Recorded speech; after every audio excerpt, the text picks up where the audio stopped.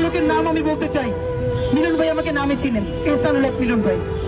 উনি যখন বিএনপির অনেক সমালোচনা করি, আজকে এই প্রশংসাটা করি, এহসানুল হক মিলন সাহেবকে শিক্ষা প্রতিমন্ত্রী বানানো হলো। ভদ্রলোক এমন একটা কাজ শুরু করলেন, হেলিকপ্টার নিয়ে প্রতিদিন বিভিন্ন পরীক্ষার কেন্দ্রে হানা দেন। এই দেখা যায় বরিশাল, এই তারপরে রংপুর, কাউকে সাথে না নিয়ে কেন্দ্রের সামনে দিয়ে লাফ দিয়ে পড়ে গিয়ে গ্রেপ্তার করে। আমরা দেখলাম বরগুনা মোকামিয়া থেকে প্রিন্সিপালকে অ্যারেস্ট করে এসে ঢাকায় নিয়ে আসছে। আমার জীবনের খুব একটা গল্প মনে আছে, পলিটিক্সটা ছোটবেলা থেকে আমার মধ্যে ছিল, এটা অনেক লোকে বলেছি।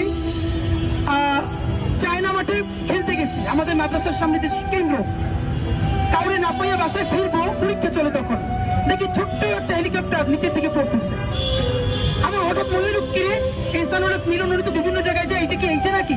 দৌড়ে গেলাম। আমার আজও মনে আছে, মিলন ভাইয়ের মনে আছে কিনা, উনি তখন খুবই মানে ফ্যাশন, দেখতে খুব সুন্দর, একটা ব্লু কালারের শার্ট। উনি হেলিকপ্টার থেকে দরজা খুলেই উল্টা থেকে জুড়ে দিলেন দৌড়। উনি কেন্দ্র চিনতেন না।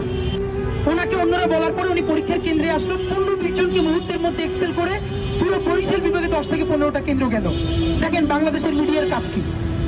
এহসানুল হক মিলন সাহেবকে প্রশ্ন করেন, আপনি যে হেলিকপ্টারে দৌড়ান, আপনি তো শিক্ষা প্রতিমন্ত্রী হিসেবে এই কয় টাকা আপনার জন্য বাজেট, আপনি হেলিকপ্টার পান করেন? ওনার উত্তরটা আমার মনে আছে, মিলন ভাইয়ের মনে আছে কিনা।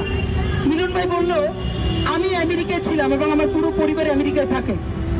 আমার বরাদ্দের বাইরে দেশের উন্নয়নের জন্য আমার ভাই বোন আমেরিকা থেকে আমাকে টাকা দেয়।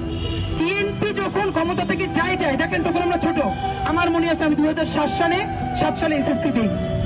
বিএনপি যখন আমরা যখন 9-10-এ পড়ি, নকল পরীক্ষা, নকল এমন ভাবে হয়ে গেছে বিএনপির আমলে, আমাদের বড় ভাইরা বলতো ভালো করে পড়াশোনা করো, এক অক্ষরও কিন্তু দেখে লিখতে পারবা না।